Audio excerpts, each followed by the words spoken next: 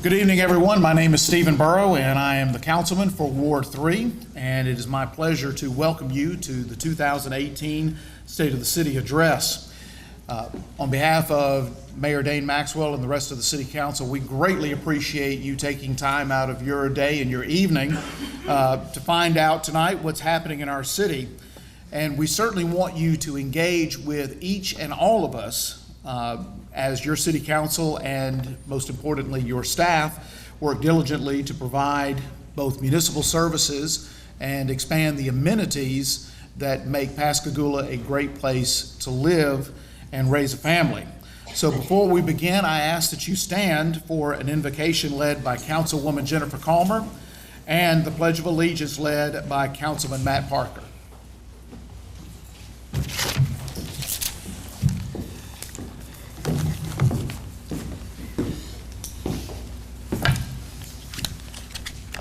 Everyone will bow their heads with me. Dear Heavenly Father, thank you for all who are gathered here this evening. Thank you for our many abundant blessings.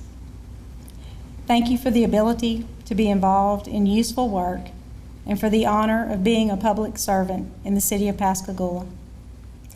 We confess that we have become weary and worn down by the political process.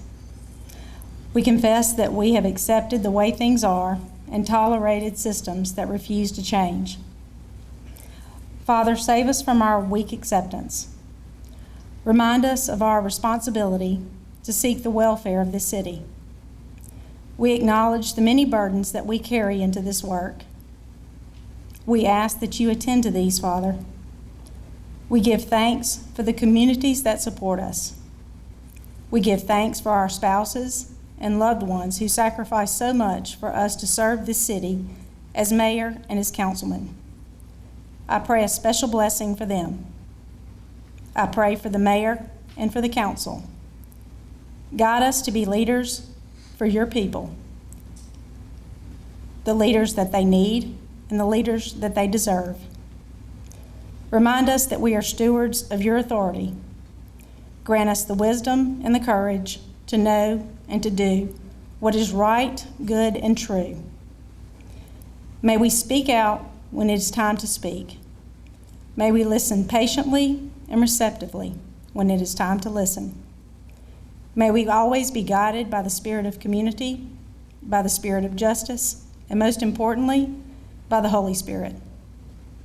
Help us to see humanity and dignity of those who disagree with us. I pray these things in the name of Jesus. Amen. Amen. Please join me in the pledge. Pledge allegiance Of the United States of America and to the republic for which it stands, one nation, under God, indivisible, with liberty and justice for all.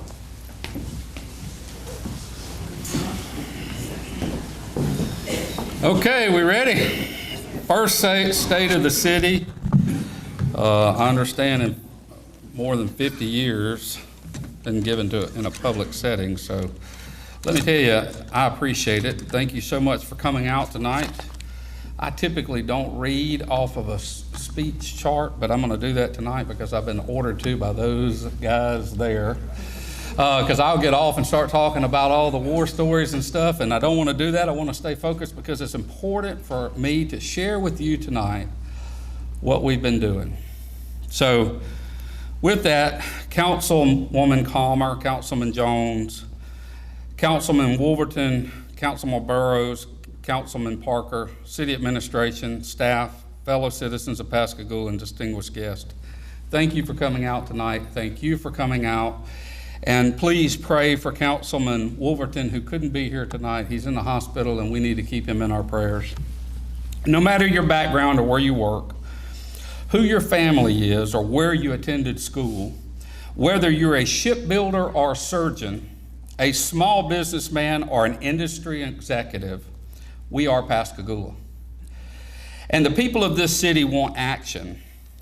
And it will take the council, city staff, our legislative delegation, our business, our industry partners, our churches and our schools, every citizen working together daily for progress and solutions to achieve these goals.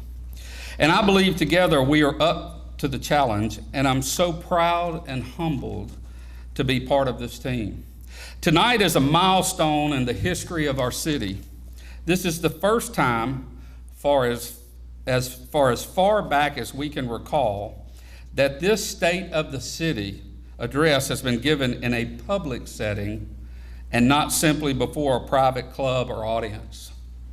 I strongly believe that since we are doing the business of the people, that this address should be given to the people in a public forum, and that I thank the city staff and others for making this happen.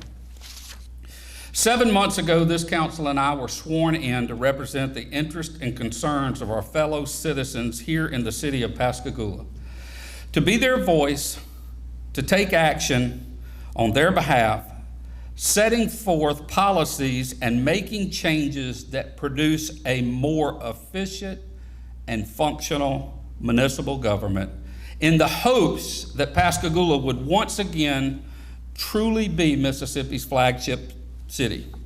It was clear that a vast majority of the citizens were unhappy with the state of the city, and in large part, that is why 6 of the 7 members of the last council changed in 2017, following a complete turnover in just 4 years prior to 2013. Things around the city had simply not gotten better as so many had hoped. You wanted action, and you entrusted us with that responsibility. I am happy to report that the state of the city is quickly improving. And while we are each grateful for the opportunity to serve, we are well aware of the gravity and the complexity of the task at hand.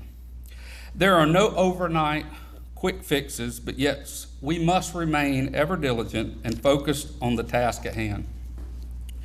Personally, I promised you that I would be the most active mayor Pascagoula has seen in 50 years.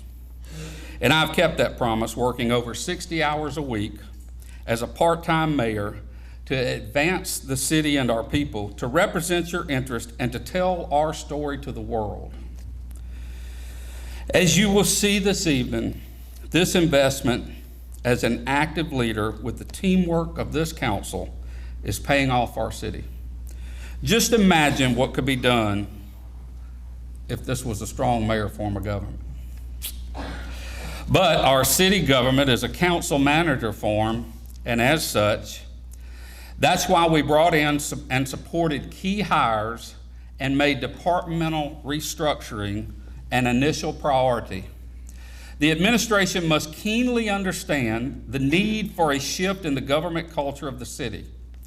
Expectations had to be communicated, and accountability had to be a priority for the long term. Pascagoula cannot afford to avoid hard conversations or kick the can down the road on issues that are at the core of why this city has gone down the path it has. We had to shake a few trees, and we'll keep shaking them, to ensure the work of the people is done in a manner that is effective and gets results for you.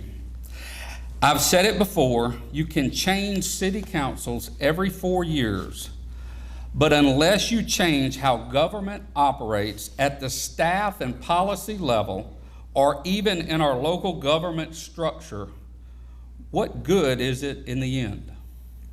You've done little to affect lasting changes. If we continue to do the same things, we can expect the same results. And that's simply not acceptable. Now, I understand change or doing things in a new way can be difficult at times. It often creates uncertainty and tension. That is why we have committed to being transparent and open with the public, streaming regular council meetings live on Facebook and then uploading them to the city's website for future viewing.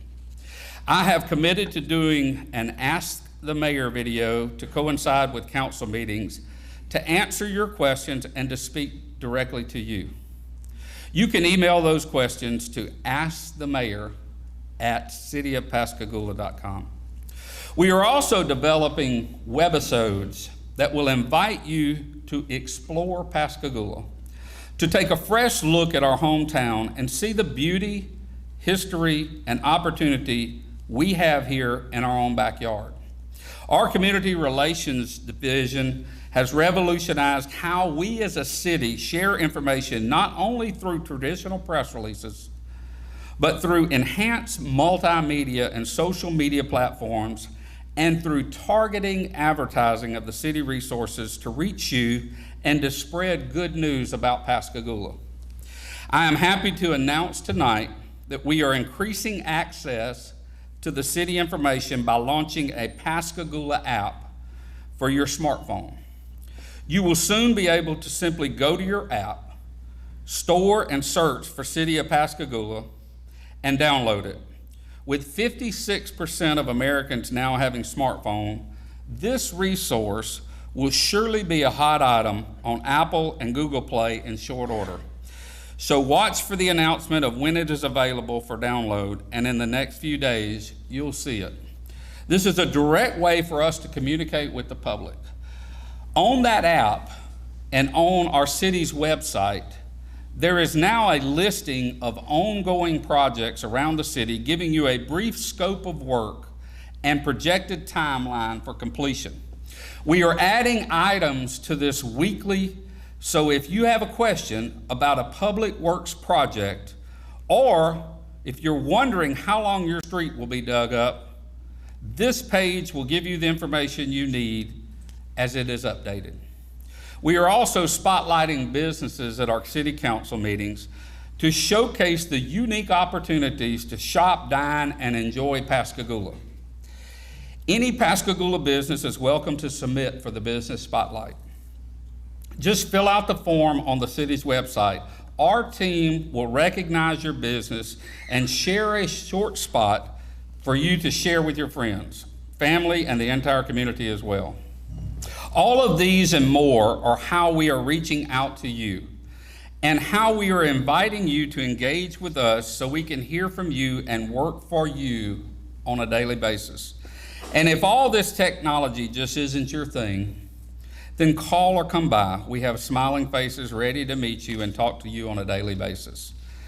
But if you truly want change in this city, you have to get connected and take the initiative. Of course, everything we do as a city is made possible by our property and sales tax base.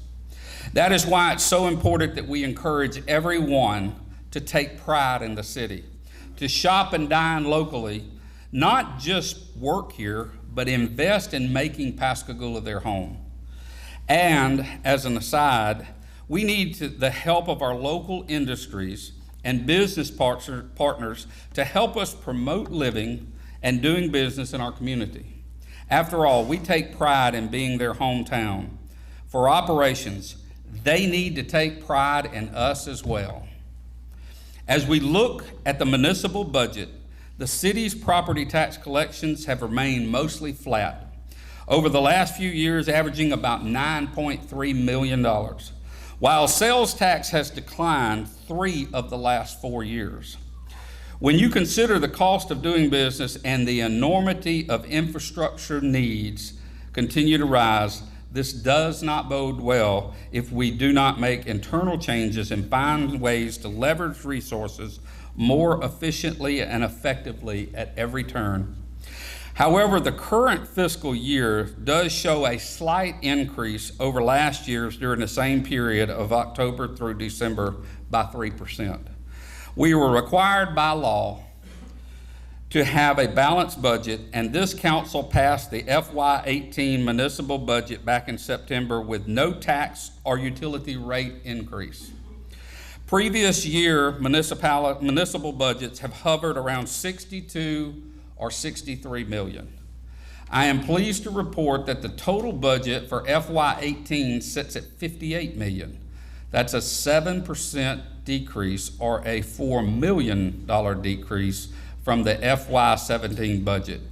The breakdown of the budget is before you. As you will see, the bulk of our municipal budget is weighted heavily in public safety and public works or utilities, as I believe it should be. We as a city must provide those two primary areas of service to you in the most efficient and effective manner possible, and we are committed to that. One of the things we are facing unexpectedly this budget year is the resulting repairs from Hurricane Nate damage. FEMA allows reimbursement for repairs at a 75-25 split. That takes the damaged areas back to where they were prior to the storm, which means that on the infrastructure side, this is merely a Band-Aid solution, and that the city will have to match reimbursement with a quarter of the dollars. The city has reported upwards to $3.4 million in Hurricane Nate repairs under that antiquated system. Yet the number rises significantly when taken as a whole and not merely a stopgap as FEMA is operating under.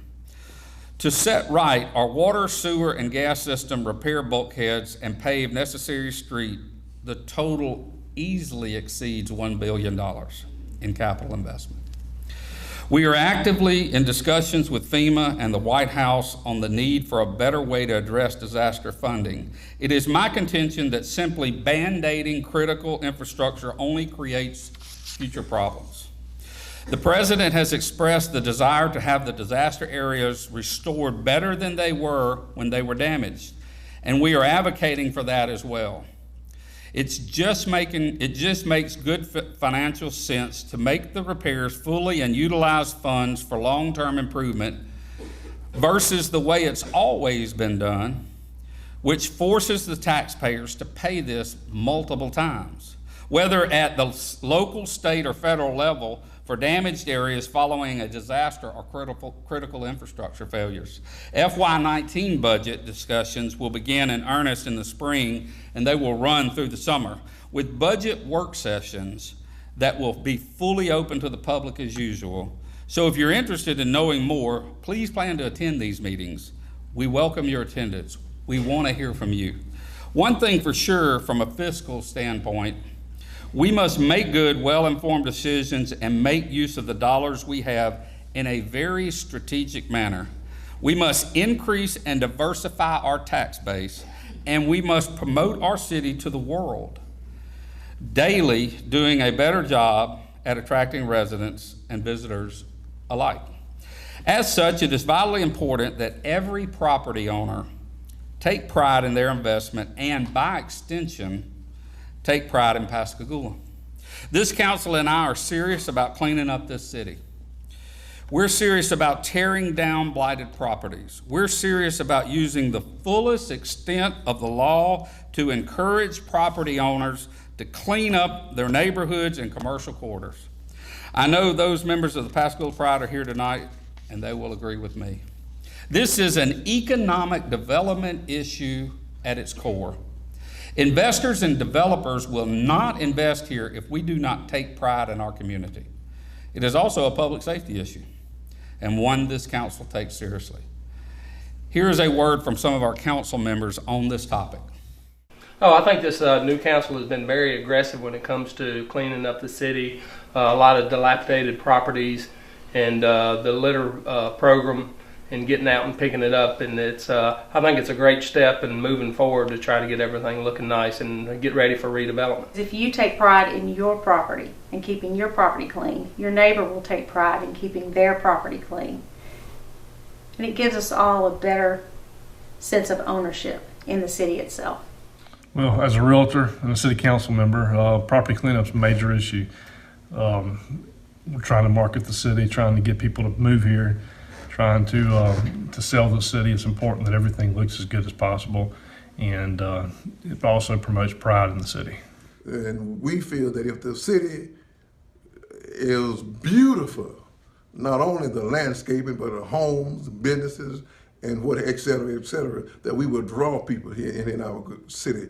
Pascagoula is known for the industry's work that's done here. So many of the employees here don't live in Pascagoula. So we feel that if Pascagoula is a great place to work, it should be a great place to live. Now, when you get a chance, go back in that corner if you would and look at that map with the red squares around it. That is the southeast corner of the city at the Chipley and Cherokee subdivisions, and you look at the red around each vacant place.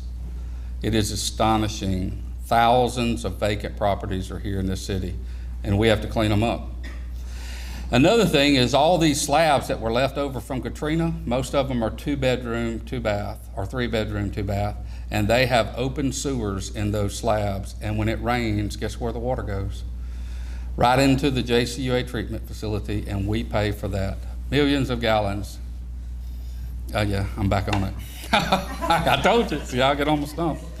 We also launched an ongoing anti-litter campaign called Pitch In Pascagoula. Each month, we as a council take certain areas and lead by example to pick up litter along roadways and parks.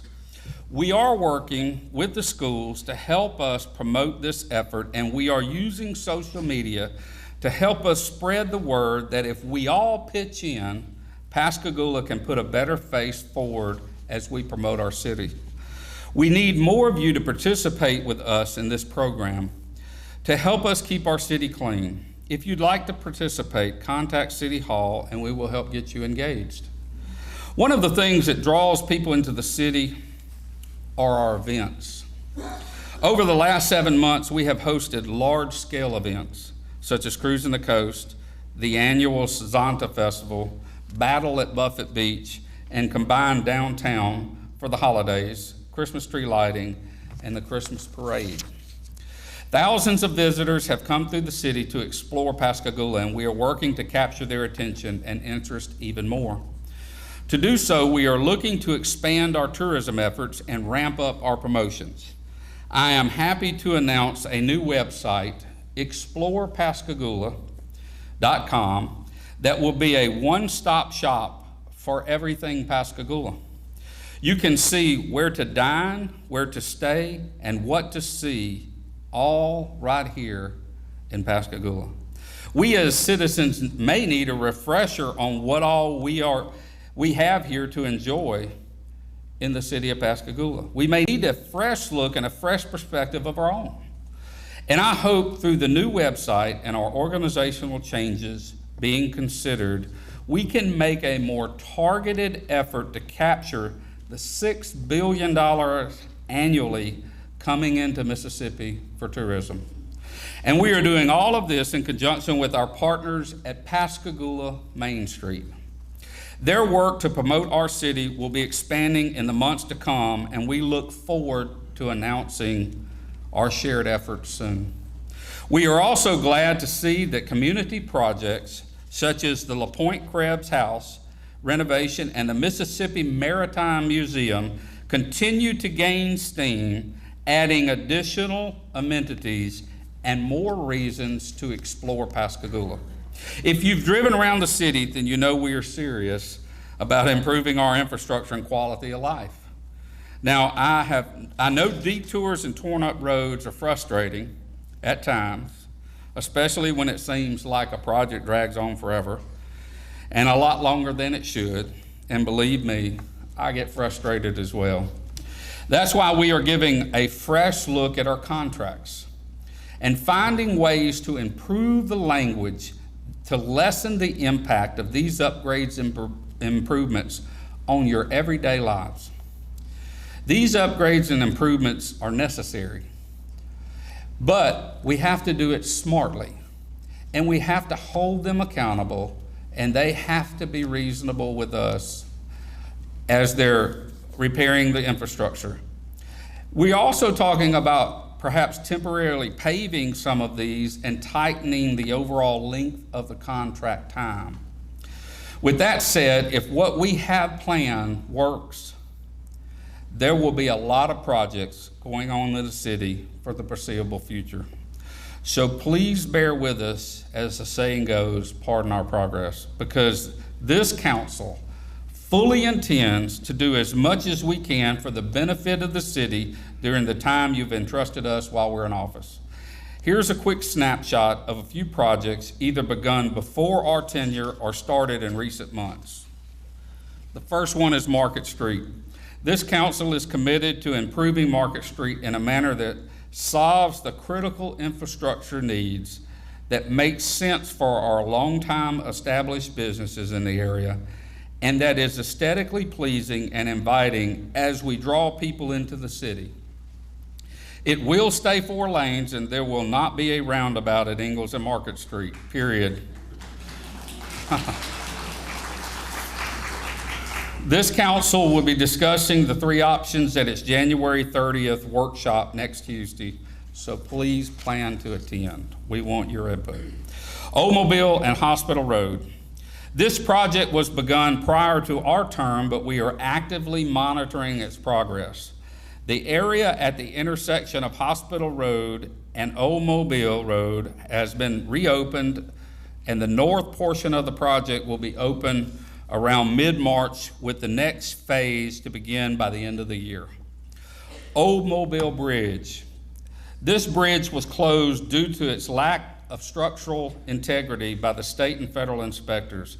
This is a county project, which was bid this month and expected to be completed in mid-spring. Ingalls Avenue. This is a complicated project that involves multiple utility line upgrades and road work. Fortunately, the portion on Ingalls Avenue should see a base layer of asphalt by the first week in February, which you'll be happy, sissy. We had to get on them, stay on them. And then side street work will continue from there. All right, so sidewalks near Beach, Jackson Elementary. These areas were improved thanks to our safe routes to school funding, and they have been a welcome addition for the children and family in those areas. The beachfront, it's another issue, a very frustrating issue. The promenade is a multi-year project that was begun long before we took office. However, we are actively working with the contractor to work through issues caused by Hurricane Nate and to ensure this area is brought back full use as soon as possible. Once it is completed, it will be a premier area for events, recreational opportunities, and just a casual stroll by the Gulf. But my intentions are to do everything in our power to move those people forward and get that fixed. I get a lot of complaints from that. I'm going back on it. I get a lot of complaints from that. I want you to know that we are doing everything that we can. On the recreation side, as you know, we came into office facing a $12.5 million bond, with a significant percentage of that having been drawn in the first 6 months. We got right to work assessing needs and developing ideas where to best make use of these funds for the long-term benefit of a cross-section of the city. So far, this council has agreed to fund facility upgrades such as the Pat Wilson Park, adding lighting and improving drainage at the soccer complex, improving the pool and bathroom area at Andrew Johnson facility, and expanding Lighthouse Park in a true entertainment area for future events. We are also proud to announce tonight that we have agreed to pursue a new combined baseball and softball complex, expanding the current footprint of the youth baseball complex currently on Tucker Street. I think it's vitally important that we drive the activity created by these fields directly into our city. And keeping it here will be a win for us economically for many years to come.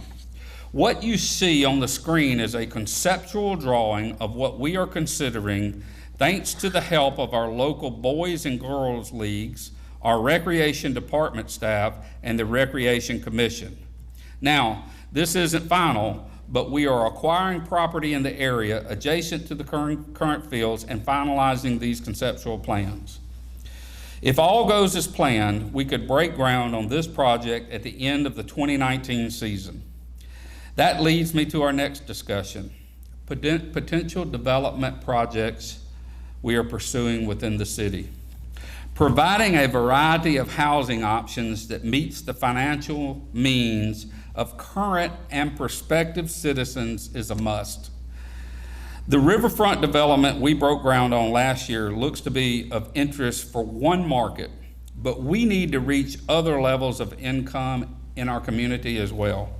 We are working with realtors and housing developers to put vacant lots back on the tax rolls and provide those housing options.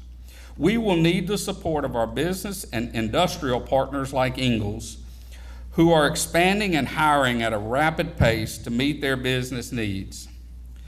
We want the workforce to realize that if you lived here, you would already be home. That's making a life here in Pascagoula with our great teachers, exceptional health care, recreational opportunities, and a history that is tailor-made for those who need a safe, affordable place to raise a family. And speaking of Ingalls, we are proud that they will be expanding the use of the East Bank, growing their workforce, and ultimately helping improve our local economy. I appreciate their investment into Pascagoula, and I want to see us work together to improve our city. You will be hearing more about this in the months to come.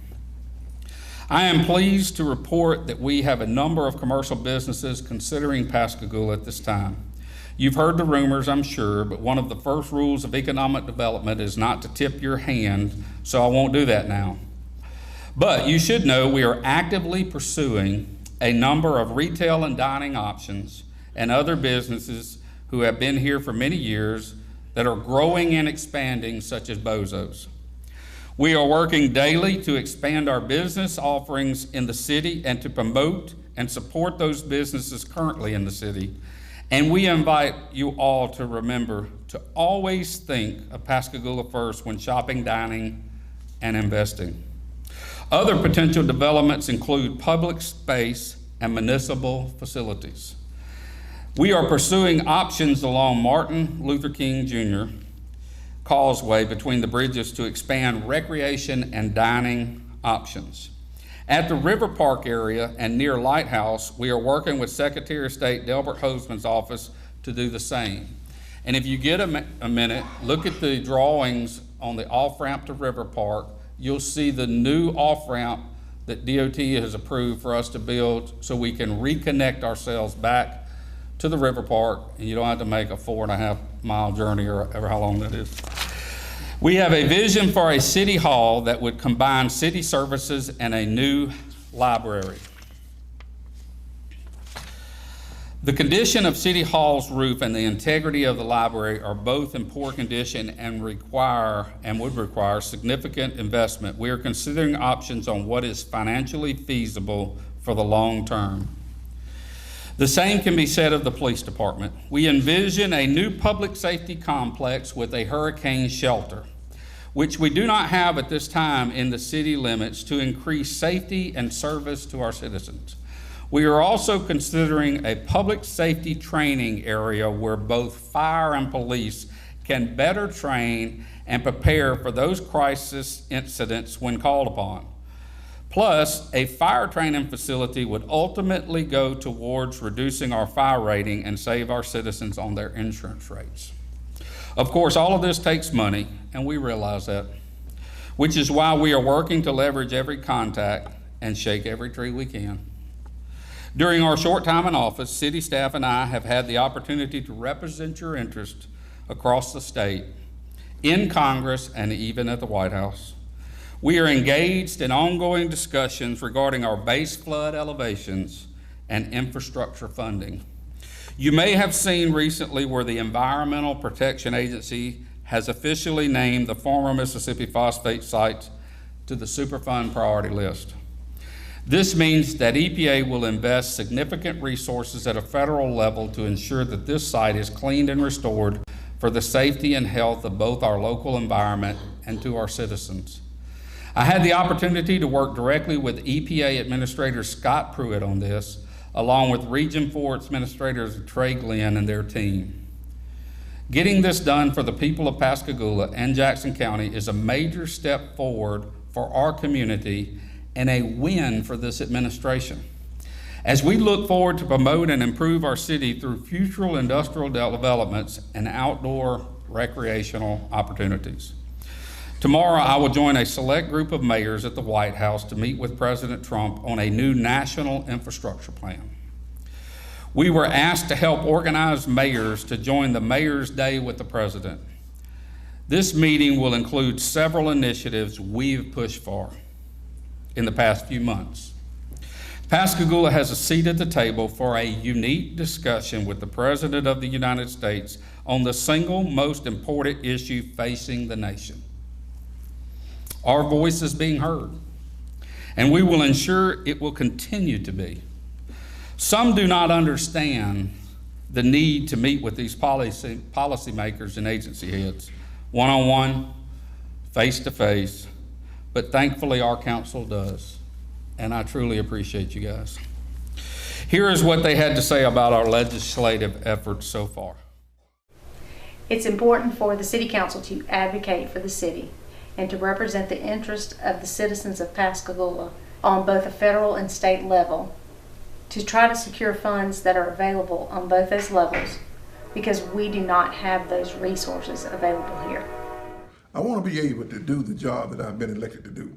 The voters voted me to be their mouthpiece. They voted for me as councilman in Ward 1 to go where they're unable to go. And I'm going to also go to those places, Jackson, Biloxi, what have you, to educate myself in the councilship, the office that I hold. I want to do a great job for the citizens here of Pascagoula. We're committed to being the voice of our citizens at every level of government. Well, I think it's important with that for us to get involved and let them know what we need and what the constituents need on the coast. One of the big things when we were up in Jackson was talking about the BP funds, and it would be nice if we were able to get up there and we get a resolution passed where the money will be spent on the coast, and we'll be able to see some nice projects come from the BP funding. The City Council recently passed resolutions supporting changes to legislation that would directly benefit our community, and we are actively advocating for the passage both in Jackson and in Washington, D.C. For example, Go Mesa. Under the Gulf of Mexico Energy Security Act of 2006, Jackson County is entitled to a direct share of revenue generated by the Gulf of Mexico energy leasing and production. Maintaining and expanding access to the Gulf of Mexico energy resources will enhance the quality of life and economic strength of Pascagoula, the state, and our nation. In recent fiscal years, on average, the Gulf of Mexico energy development supported over 650,000 jobs and contributed over $64 billion in the gross domestic product, including 13,000 jobs and $1 billion in gross domestic product here in Mississippi, and provided over $7 billion in revenue for the federal government. This council has urged Congress to keep its commitment under Go Mesa to share revenues with the Gulf-producing states and their coastal political subdivisions to ensure that Pascagoula and Jackson County can continue to provide the nation with critical energy supplies and maintain and improve the infrastructure that is necessary to do so. As previously mentioned, we are also actively working with the White House staff, the Office of HUD Secretary Dr. Ben Carson, congressional liaisons at FEMA, and our elected federal delegation, namely Senator Cochran and Senator Wicker, to advocate for infrastructure appropriations to support Pascagoula's ability to provide the critical water, sewer, and transportation corridor needs for our industrial partners that have a direct and very real national security implication. Lest we forget that here in Pascagoula, we build the ships that protect America's freedom, and we refine the oil that makes America run. It is vitally important that we carry that message across the state and the nation, and that we advocate on behalf of our citizens from a position of strength and strategic importance. We are also advocating for the Mississippi legislature to support a variety of legislation that would improve our city, and we want to specifically thank Representative Charles Busby and Senator Bryce Wiggins for championing these for us this session. The council is supportive of the effort to allow municipalities to submit debts owed to them and the state of Mississippi's Department of Revenue for collection through a set-off against income tax refunds owed to debtors. The city of Pascagoula is owed approximately $20 million in unpaid and outstanding municipal court fines and fees by persons of this state that cannot be written off by the city, and if collected, could assist to enhance municipal services for our citizens. In addition, we are pursuing all options to revitalize the city, retain and grow the population of the city, encourage investment in our city, and provide incentives for businesses and residential developments within the municipal boundaries. In that vein, we are seeking amendments to state statutes that would lower the population requirement, allowing Mississippi municipalities such as Pascagoula that fall just below this arbitrary threshold to grant tax abatements in certain areas. We want a statute that would allow residential renewal districts as designed by the municipalities. And we would like to see that municipalities be allowed to create a broad residential renovation district instead of limiting the scope to areas designated as blighted by the municipalities. These changes would open the door for Pascagoula to recruit developers and assist our current residents in making their much needed renovations. I would be remiss if I didn't take a few minutes to tell you about SCORE, the Shared Community Outreach and Engagement Committee. This group was formed in August to develop a strategic plan to address homeless and the at-risk population in our city. SCORE presented an outline of work in November and is actively working to put that plan in action this calendar year. Here's a short video of their work from those intricately involved in making this happen in our community. The Shared Community Outreach and Engagement Committee, or SCORE, was created by the Pascagoula City Council in August of 2017 in an effort to shift the city's approach to addressing homelessness from reactionary to a more proactive approach to find solutions that both address the needs in individual lives and the concern of the community as a whole. I think the whole community is part of the solution. There's no one agency, no one church, no one approach that will take care of the needs of everyone who is experiencing homelessness or who may find themselves in a housing crisis situation. So the entire community's involvement is really necessary and helpful. The side of law enforcement, but you have the side of the pastors, you have the side of business owners. It's been great. It's the farthest that I've ever been involved in any kind of homeless discussion. It's blown my mind away to see that the city of Pascagoula wants to do a program to support this, to have something in hand in our city for these people. We just can't keep on letting it go by or patching it up. We have to do something about it really quick.